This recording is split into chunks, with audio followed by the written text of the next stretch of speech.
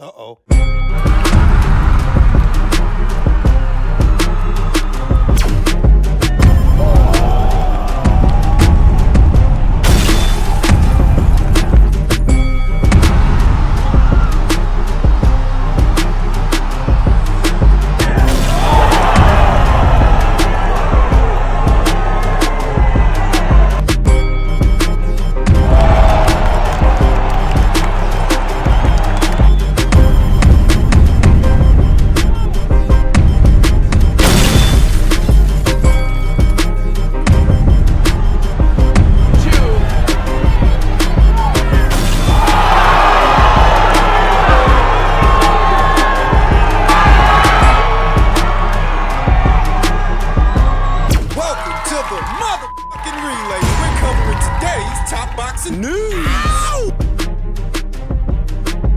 Okay, we'll start with this. Woke up this morning to news that Amanda Serrano will consider fighting Britain's Caroline Dubois after the American star lost narrowly in a high-profile rematch with Katie Taylor.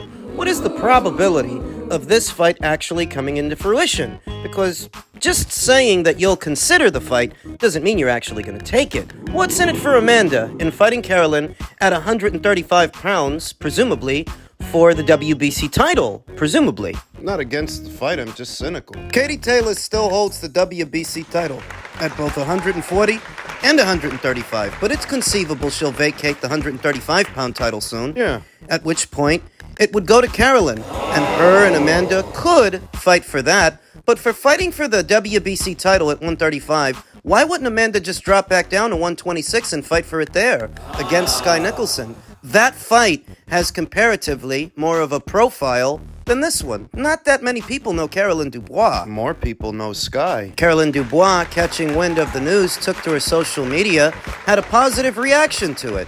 I'm sure she's excited at the prospect of boxing one of the somebodies in the sport in Amanda Serrano. She's excited. She might want to curb her enthusiasm. She's stuck between a rock and a hard place at 135 because while she might be in line to pick up the WBC title very soon, the other three alphabet titles are over there at Matchroom. Terry Harper's got the WBO, Beatrice Ferreira's got the IBF, and Katie Taylor still has the WBA. Right. I'm sure Caroline wouldn't mind fighting Terry Harper for her newly obtained WBO title. She don't want no parts of Beatrice Ferreira, and that's obvious. Unclear at this time what's going to happen with the WBA title and who it's going to go to if and when Katie Taylor vacates it. To see what I mean, she's facing a scarcity of options at 135 when most of the alphabet titles are on another side of the street where she won't cross to. No, yeah, she'd want to fight Terry Harper, but she'd be expecting Terry to cross over to her side of the street for the fight, and Terry is a bigger name than she is.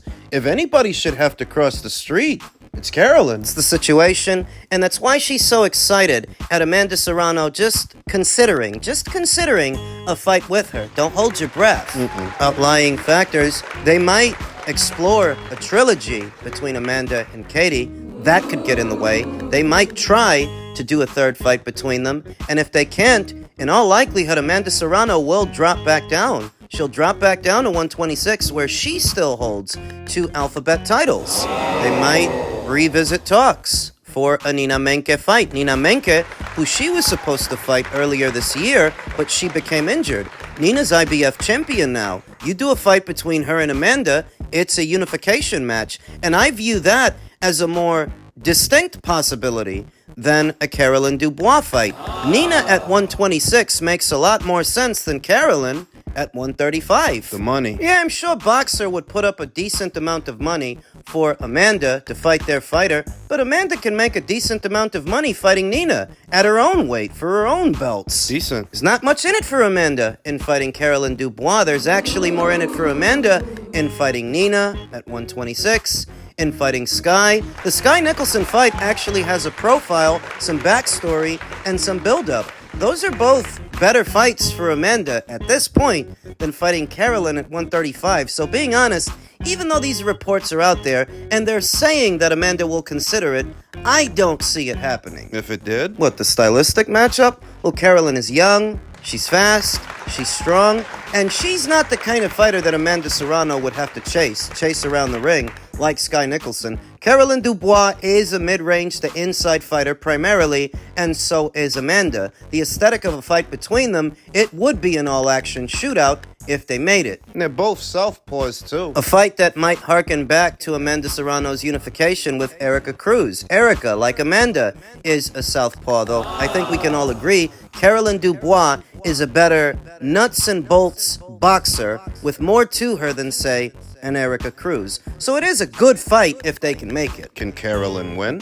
She is a big, strong girl. She is young. But I notice a lot of these youngsters that call on these more established fighters and these more established names. They tend to underestimate them. I don't actually know that Caroline Dubois is ready, here and now, for a fight with somebody as experienced as Amanda Serrano, because who would she have fought so far that prepared her for a fight like that? In a general sense, Caroline don't have that many fights, so... She's the toughest girl Caroline Dubois ever fought. How accustomed is she to fighting people who can fight back? Push back.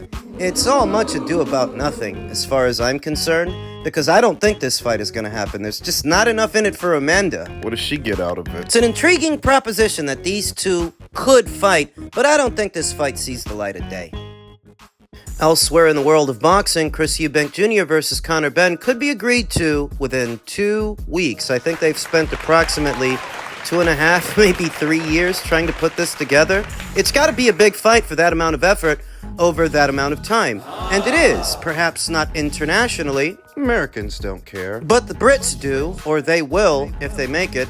Talks between Eubank Jr. and Benn are reaching a critical stage, with promoter Eddie Hearn very hopeful an agreement to stage the controversial British showdown can be reached in the next fortnight. Eubank and Benn were scheduled to fight in October of 2022, only for it to be cancelled during fight week when news emerged that the latter had failed 2 VADA tests. And so began a long and winding legal battle, which seemingly culminated on November 6th, with Benn having his provisional suspension with UKAD lifted by the National Anti-Doping Panel. UKAD, who campaigned for the suspension to remain, indicated they would consider their position, with November 27th being the deadline for an appeal. It's the 24th here today. UKAD has approximately 3 more days to appeal the NADP's decision. At this time, they still haven't, but there's still time. Once that date is passed, Benn will indeed be clear to fight again in Britain. Until then, however, Benn will not apply for the reinstatement of the British Boxing Board of Control license he relinquished 2 years ago. It is understood that the board, despite sharing UKAD's stance on the failed tests, will approve that application without any need for a hearing. It feels like we've got a new signing in Benn. One of the biggest stars in British boxing for sure, he said. He's in a brilliant position, having won the case recently. Now he's like, I just want to fight. He's just chomping at the bit. Benn has not fought in the United Kingdom or in the welterweight division since he blew away Chris Van Heerden inside 2 rounds in April of 2022, 2 years ago. But he holds lofty rankings with all sanctioning bodies at 147. Since failing 2 separate tests in July and September of 2022, with banned substance clomiphene being discovered on both occasions, Benn has fought twice in America against Rodolfo Orozco, who was outpointed over 10 rounds in September of last year, before Benn, not quite at his bombastic best, was again forced to go the distance in February with Peter Dobson. Many point to those 2 fights as the smoking gun, that Benn was definitely on something because he's not knocking people out the way that he used to before he got caught. At 147, the caveat is that those 2 fights, the Orozco fight and the Dobson fight, those fights weren't at 147, they were at 154. So maybe that's the reason Conor couldn't stop those guys as easily,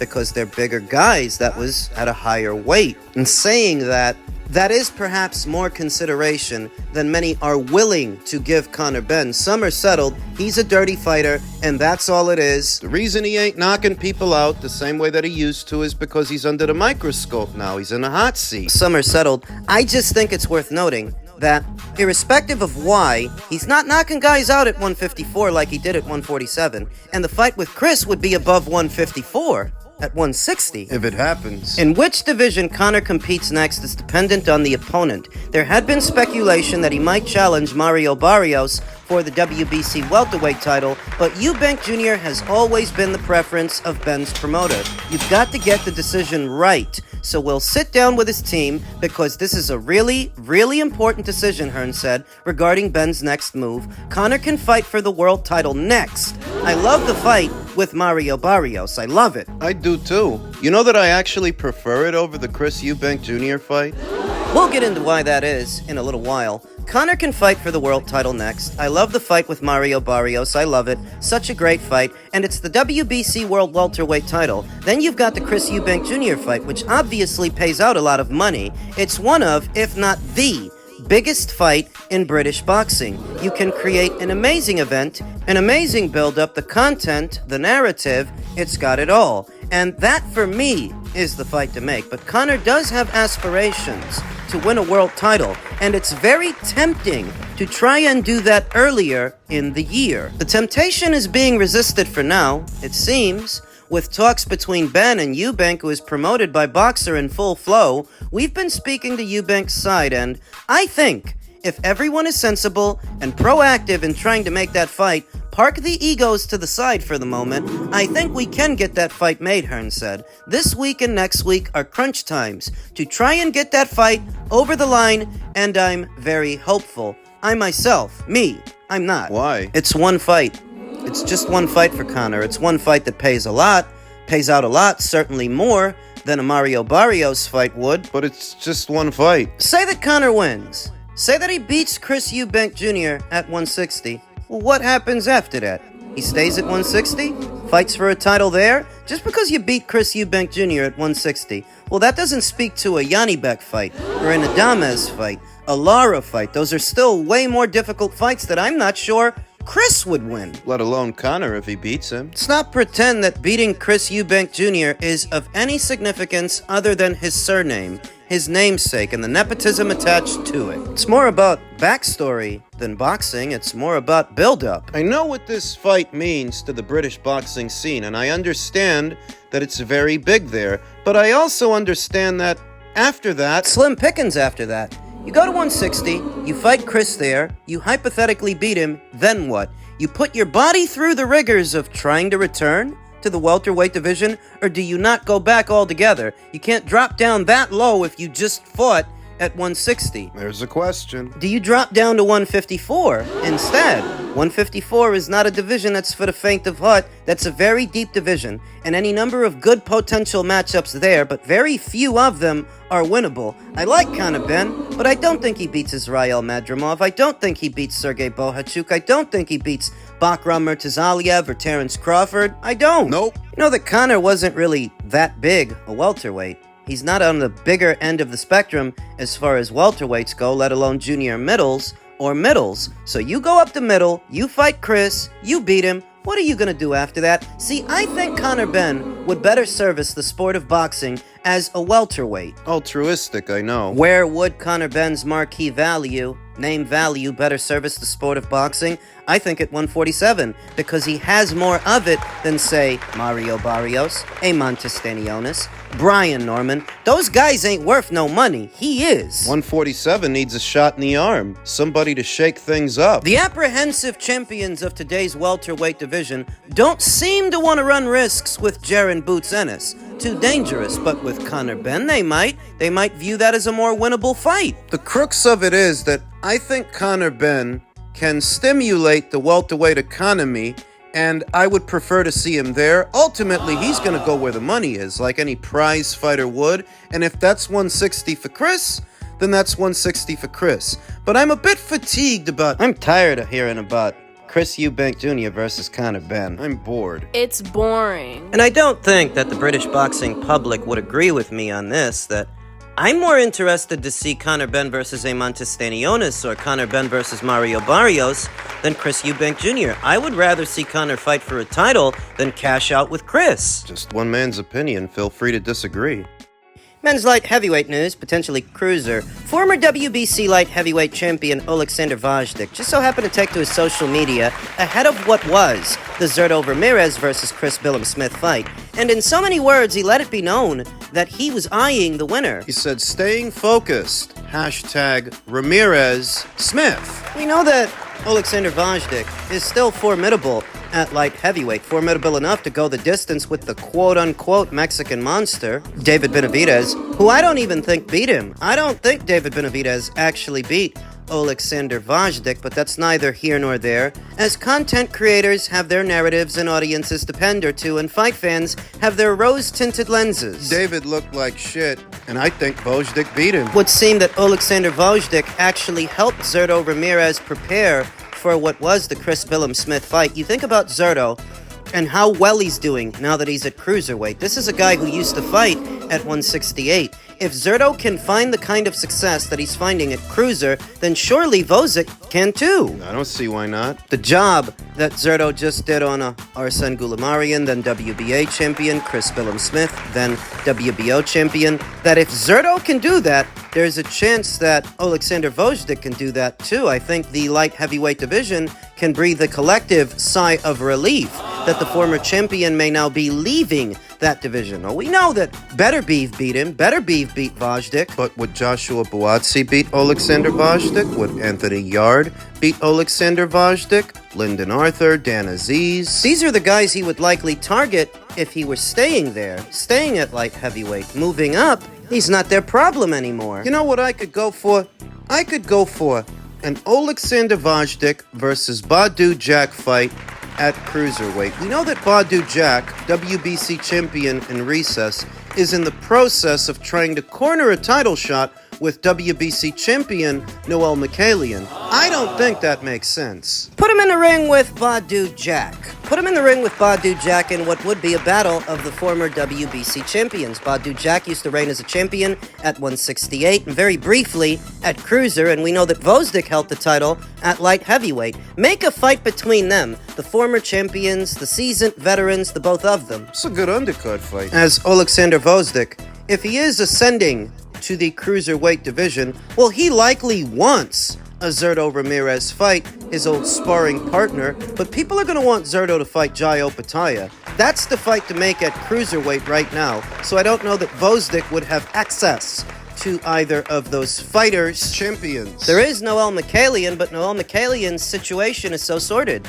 He has a mandatory challenger in the queue in Canada's own Ryan Rositsky, another one in Badu Jack. Champion in recess. It don't look like you can fast-track him to Mikhailian, but maybe he can fight one of the guys that are in the queue. Maybe he can fight Badu Jack, who's been out a while, over a year now, and he's going to need a maintenance fight, a tune-up fight anyway. Gvozdyk versus Jack. Makes a lot of sense to me. At the risk of sounding like a broken record, maybe it's something that Turkin can pay for. Maybe it's something you could put on the undercard of Zurdo Ramirez versus Jai Opetaia at some point next year. Maybe. That's a fight that needs to happen. It has to bring consolidation to the cruiserweight division. Make a night of it. As both Jai Opetaia and Zurdo Ramirez have made appearances on Riyadh season shows, what if they do a cruiserweight-themed show with nothing but cruiserweight fights? Jai Opetaia versus Zurdo Ramirez, Ryan Rositsky versus Noel Mikhailian. Alexander Gvozdyk versus Badu Jack. I could go for that.